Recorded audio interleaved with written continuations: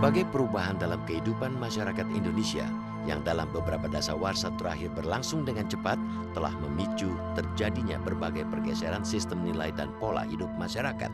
Pergeseran-pergeseran yang melahirkan beragam masalah dan tantangan-tantangan baru bagi kebudayaan nasional ini membutuhkan pilihan-pilihan strategi kebudayaan yang cerdas dan aktual untuk menjawabnya.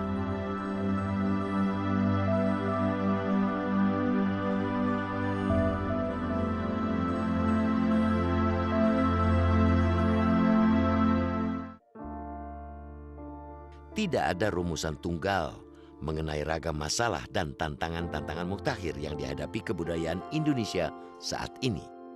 Namun banyak pihak berpendapat, daftar masalah dan tantangan substansial yang dihadapi kebudayaan Indonesia saat ini masih berporos pada masalah-masalah dan tantangan-tantangan lama.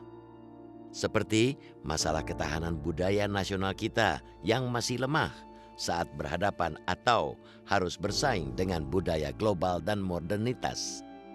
Sebuah masalah yang sebenarnya juga sebuah tantangan pada kesanggupan kita untuk bisa beradaptasi dengan zaman baru dan bahkan ikut mewarnai dan membentuknya. Jadi ketahanan ini sebetulnya sesuatu tenaga atau energi yang luas. Justru kemampuan kita untuk memfilter, ya, untuk mengolah apa-apa yang datang dari luar sesuai dengan kekuatan yang kita miliki gitu. Nah, problemnya di dalam urusan ketahanan budaya itu, ya, ketika itu tidak ditangani dengan baik, ya, maka sebetulnya ketahanannya itu tipis. Ya. Jadi ketika ada pengaruh apa segala macam itu, kecenderungannya adalah mencetak kita betul-betul menjadi market gitu. Nah, ini yang masalah gitu ya. Jadi bukan soal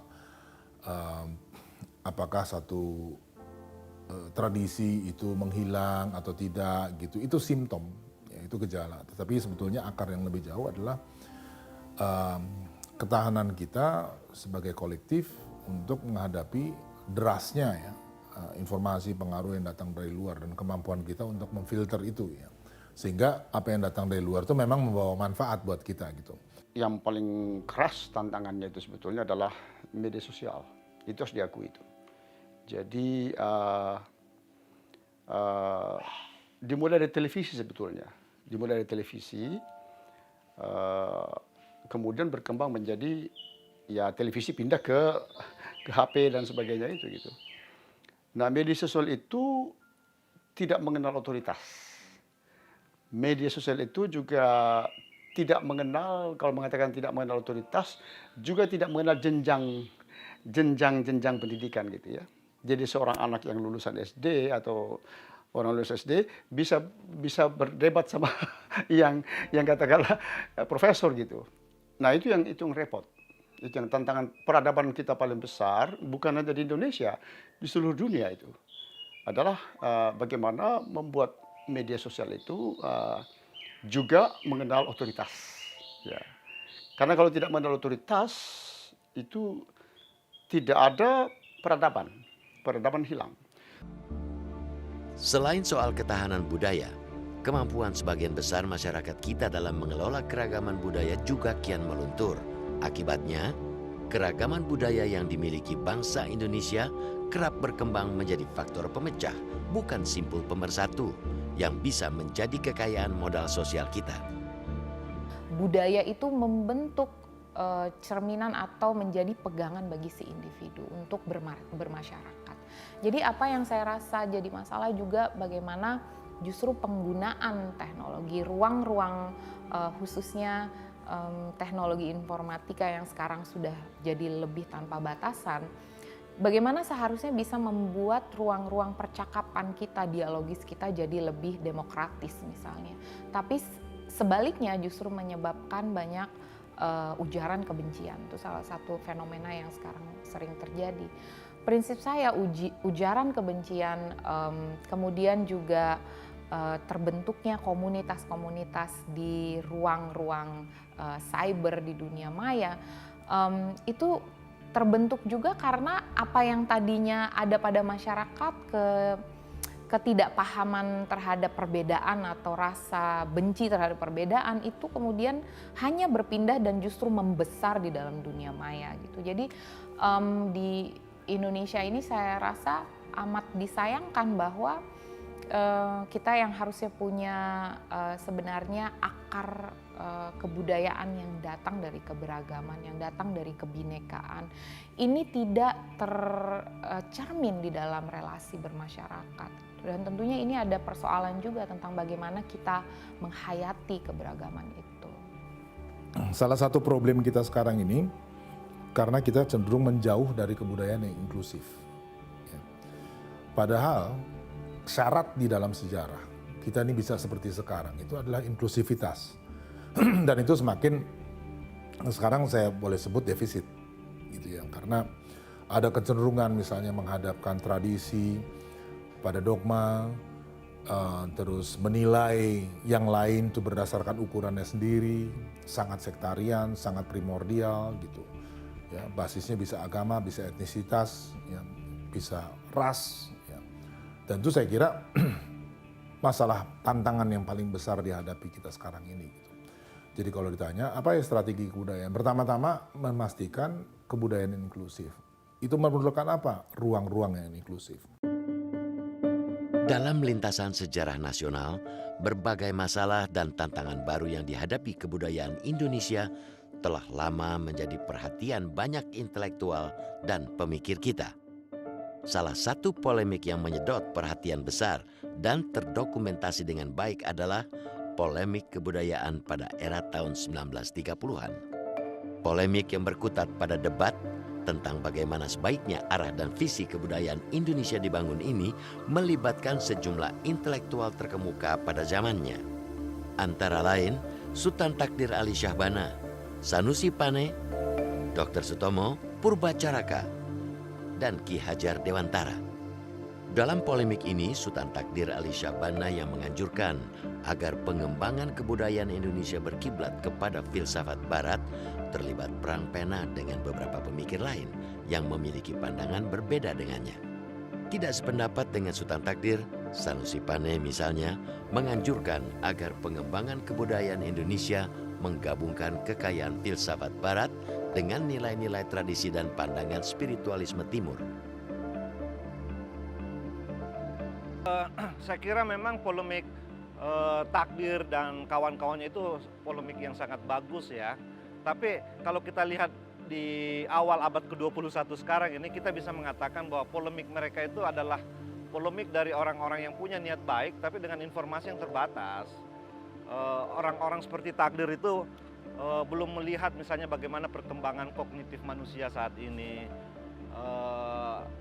Kemudian lawan-lawannya barangkali juga sebagian masih membayangkan bahwa memang ada perbedaan yang esensial antara Barat dan Timur misalnya. Sekarang kita lihat bahwa konsep-konsep Barat dan Timur itu kan konsep-konsep yang tidak bekerja di dalam kenyataan gitu ya. Dan kita bisa menunjukkan bahwa apa yang disebut sebagai kemajuan di Barat itu sebenarnya juga pernah terjadi di Timur.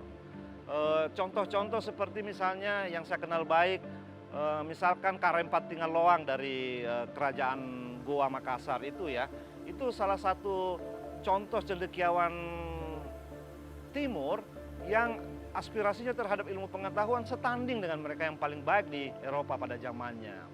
Dan orang-orang hebat seperti Pat Tinggal-Loang itu tidak cuma satu di dalam sejarah Nusantara ini, ada banyak. Yang pasti kita bisa mengambil pelajaran dari Takdir, kita juga bisa mengambil pelajaran dari Sanusi Pane dan kawan-kawannya. Tapi posisi yang terbaik buat kita adalah mempersatukan memang antara semangat untuk belajar sebesar-besarnya ke Barat, sekaligus juga semangat untuk mendalami, mempreservasi seluruh khasanah kebudayaan yang kita miliki dari masa silam. Polemik kebudayaan yang terjadi pada era tahun 1930-an ini di belakang hari menjadi salah satu motor terbentuknya wacana pemikiran yang melahirkan cita-cita dan tujuan pembentukan Negara Kesatuan Republik Indonesia atau NKRI. Kongres Kebudayaan pertama diselenggarakan tahun 1918, 10 tahun setelah Budi Utomo berdiri. Lalu 10 tahun kemudian 1928 Sumpah Pemuda.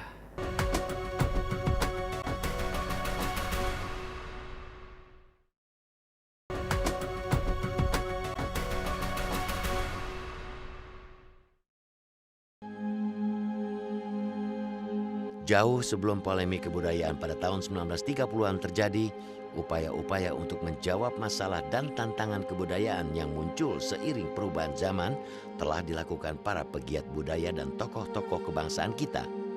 Pada tanggal 5 Juli 1918 misalnya, di Bangsal Keraton Surakarta, sebuah kegiatan kongres untuk membahas isu-isu kebudayaan untuk pertama kalinya digelar di Hindia Belanda. Nama resmi kegiatan yang melibatkan banyak aktivis Budi Utomo ini adalah Kongres voor Javaanse Kultur Ontwikkeling atau Kongres guna membahas pengembangan kebudayaan Jawa. Nah, saya lalu berpikir, Kongres Kebudayaan pertama diselenggarakan tahun 1918, 10 tahun setelah Budi Utomo berdiri. Lalu 10 tahun kemudian 1928 Sumpah Pemuda. Jadi ini ada satu jaringan, ada hubungan yang betul-betul suatu pemikiran yang hebat. Topik yang dibahas dalam Kongres tahun 1918 ini antara lain masalah pendidikan, isu-isu kebudayaan, benturan bentuk-bentuk kesenian Barat dan Timur, isu-isu terkait kemajuan ilmu pengetahuan, dan tentang pengembangan industri kerajinan. Muara dari pembahasan masalah-masalah kebudayaan dalam kongres ini adalah bagaimana mengupayakan masyarakat Jawa agar menjadi bangsa yang maju. Jadi Kongres Pengembangan Kebudayaan Jawa. Tetapi di dalam diskusi dan juga di dalam menentukan peserta dan juga topik-topik pembicaraan itu sudah mengarah ke kebudayaan Indonesia ke depan. Jadi bukan sekedar hanya Jawa. Nah, ini pernah ada yang komentar, wah peristiwa tahun 1918 itu tidak penting karena kongresnya Kongres Kebudayaan Jawa. Nah, di sini saya katakan, loh ya nggak mungkin dong. Tahun 1918 kita masih di bawah kekuasaan penjajah Jepang, tiba-tiba kita Kongres Kebudayaan Indonesia. Nggak mungkin. Meski masih bersifat Jawa sentris, Kongres Kebudayaan 1918 patut dicatat sebagai awal perjalanan sejarah Kongres Kebudayaan di Indonesia. Setelah kongres ini, kegiatan serupa rutin digelar dengan melibatkan lebih banyak peserta dan membahas isu kebudayaan yang lebih luas. Pada tahun 1919 misalnya, Kongres Kebudayaan kembali diadakan di Solo. 2 tahun kemudian, Kongres Kebudayaan digelar di Bandung. Pada tahun 1924, giliran kota Yogyakarta menjadi tuan rumah Kongres Kebudayaan. Puncaknya, tahun 1926 atau 2 tahun sebelum terjadinya peristiwa bersejarah Sumpah Pemuda, Kongres Kebudayaan digelar di kota Surabaya. Sejak penyelenggaraan Kongres Kebudayaan tahun 1919, materi kongres telah diperluas. Tak hanya membahas soal-soal kebudayaan Jawa, namun juga membahas kebudayaan Sunda, Madura, dan Bali. Dalam perjalanannya kemudian, seiring kian tersebarnya gagasan kebangsaan di kalangan kaum bumi putra, perdebatan terkait wacana, konsep, kebijakan, dan strategi kebudayaan yang dicita-citakan bangsa Indonesia juga muncul dalam Kongres Kebudayaan. Kita memiliki 3 peristiwa sejarah di bidang budaya dalam kaitan dengan menumbuhkan kesadaran berbangsa, yaitu 1908 berdirinya Budi Utomo, 1918 diselenggarakannya Kongres Kebudayaan pertama, dan 1928 sebagai kalau saya sebut sebagai titik kulminasi dari tumbuhnya kesadaran berbangsa, tumbuhnya kesadaran berbudaya. Lalu 28 tidak ada kata lain kecuali kami putra dan putri Indonesia mengaku berbangsa satu, bangsa Indonesia. Setelah Sumpah Pemuda pada tahun 1937, Kongres Kebudayaan kembali digelar. Kongres ini menjadi kongres terakhir yang diadakan pada era sebelum kemerdekaan.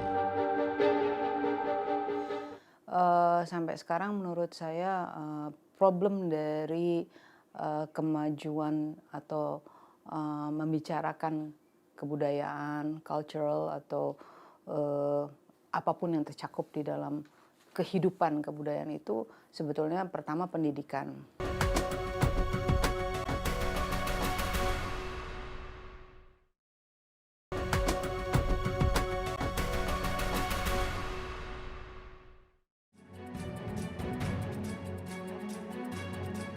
Setelah kemerdekaan Indonesia, pentingnya merumuskan masalah dan mencari jawaban atas munculnya tantangan-tantangan baru yang dihadapi kebudayaan nasional langsung disadari para tokoh kebangsaan saat itu.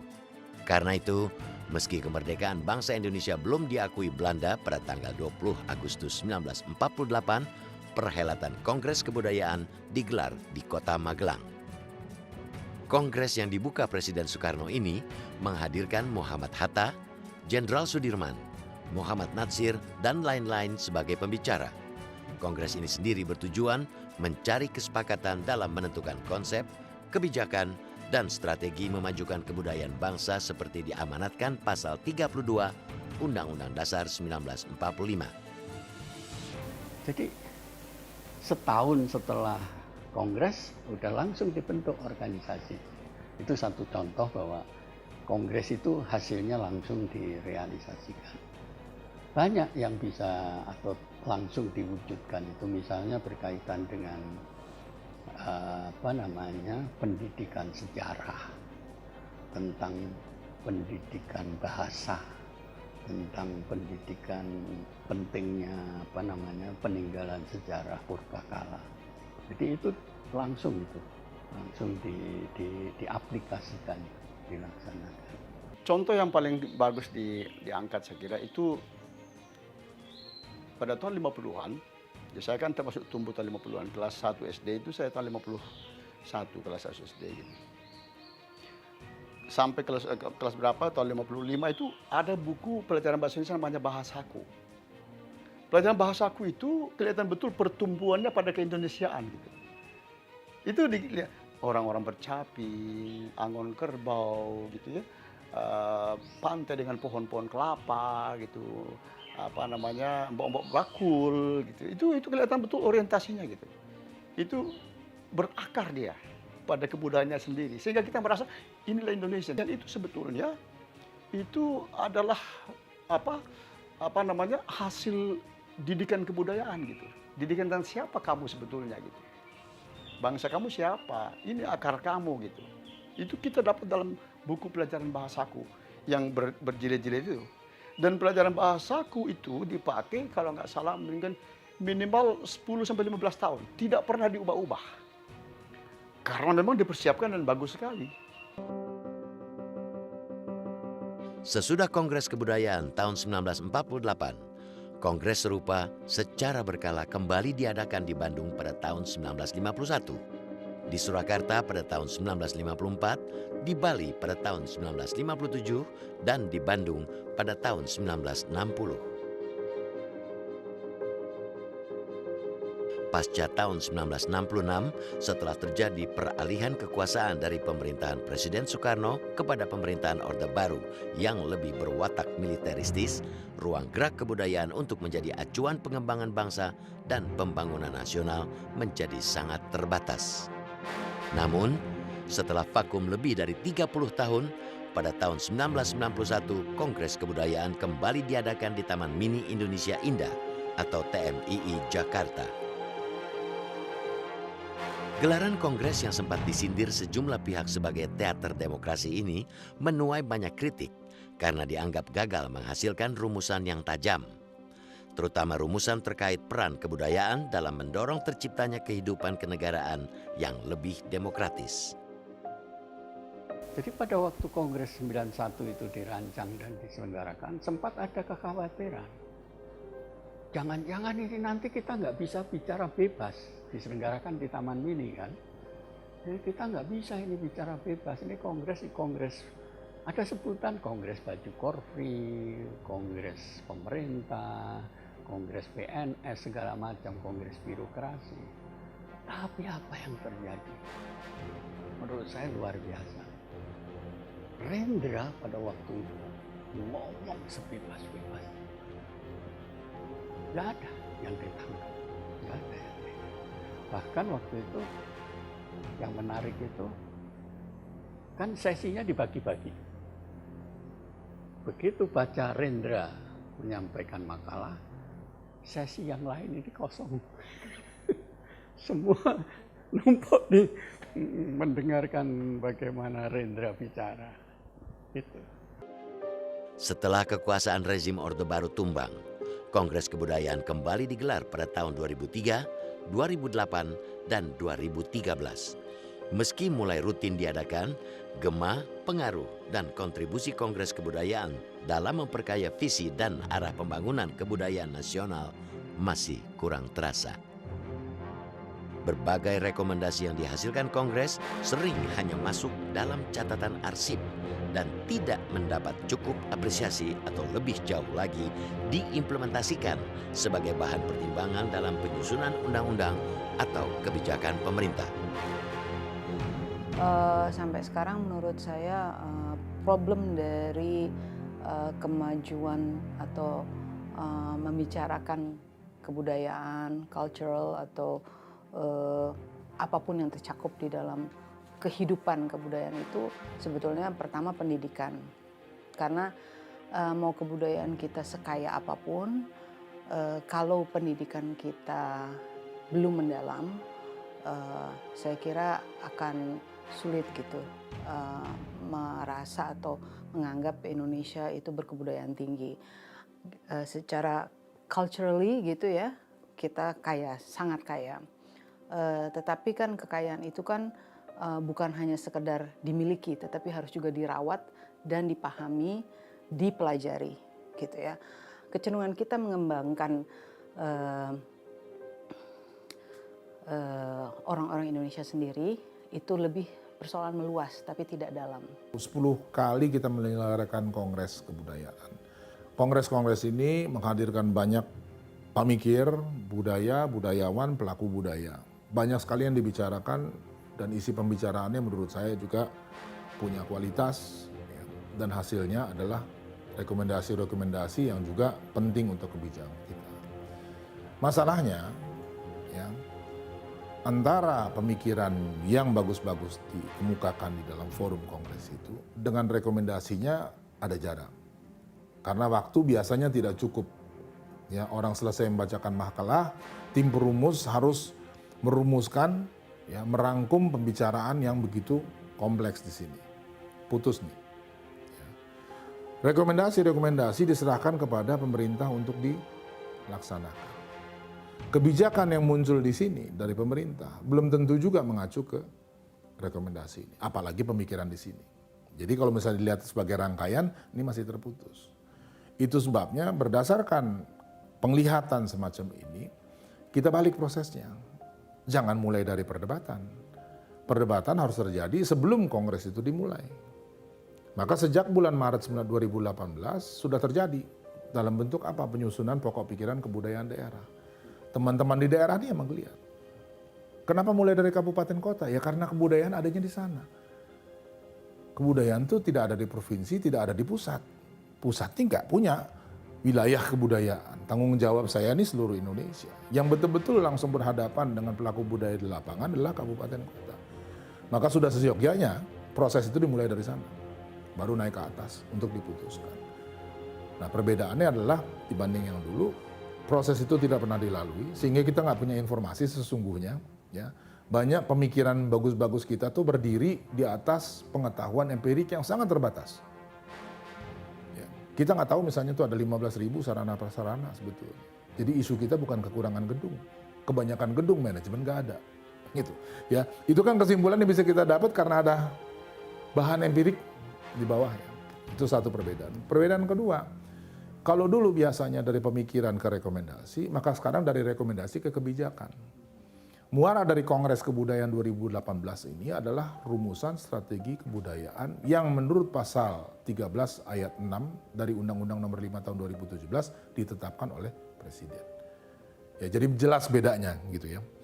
Yang sekarang ini konkret akan menghasilkan kebijakan. Kebijakan ini akan jadi acuan di dalam perencanaan pembangunan di bidang kebudayaan.